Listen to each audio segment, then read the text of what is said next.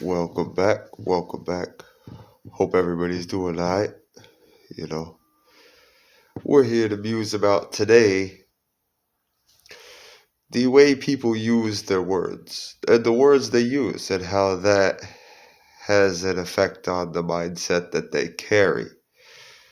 And the way I see the mind is the same as the soul. So, to me, words affect the soul that you have. He who thinks he can and he who thinks he cannot are both correct.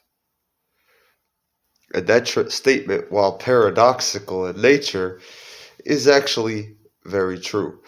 It is about the mindset or soul, however you see it, that you carry. The words that we use have immense power. Why do you think they call spelling spelling? It's like magic. Now, there's a common phrase I hear people say all the time. You only live once. And there were others, and I'm going to get to another example in a second. To say that you only live once, that's a limiting phrase, as it presupposes the shortness of a life. And in that presupposes death.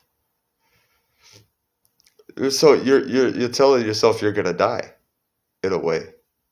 And that has an effect and makes you do things a little more radically and out of logical order than would be necessary. Maybe we should change that phrase to "you only die once." You know, that presupposes the daily life that we live and sort of pushes back the one death we all face. Now you tell me, the average human lifespan is around 75 years. Do you want to sit 75 years in, say, a prison cell? Do that and tell me 75 years is short. You know?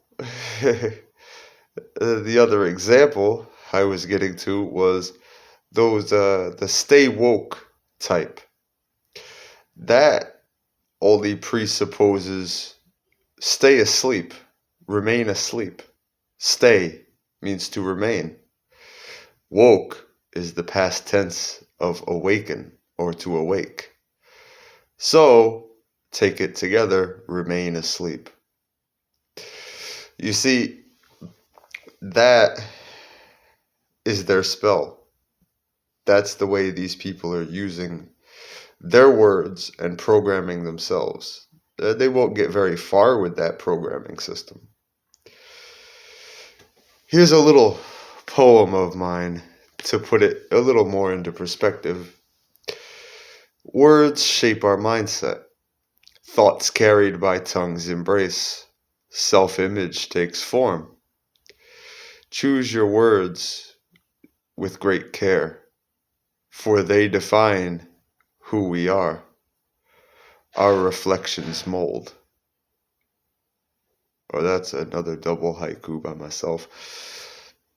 But it tells you, and it literally defines what I've been talking about this whole time, which is the conversational awareness. Well, that's what we're going to be getting to, but the conversational ways that we put spells on ourselves. Now, since I'm so eager to talk about conversational awareness, it seems, let's get on with it. Now, I bring this up here because it's going along with words and the words that we speak.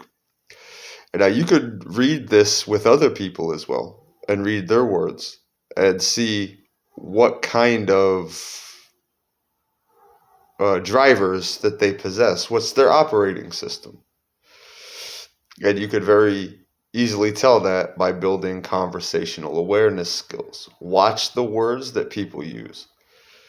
Watch what topics you talk about that elicit certain replies. By doing this, you will gain insight into the person and be able to probably more efficiently communicate with them, or even decide whether they're worth communicating with at all, depending on what your why you're communicating with them. What is the purpose of the communication in the first place? But as always, the wood is already ashes. The current fire is embers, and the earth enters to nurture the myriad things. This has been Shadow Mind, Monk Juan, whatever you want to call me. And I hope you guys have a wonderful day. And remember, don't spell yourself incorrectly. Peace.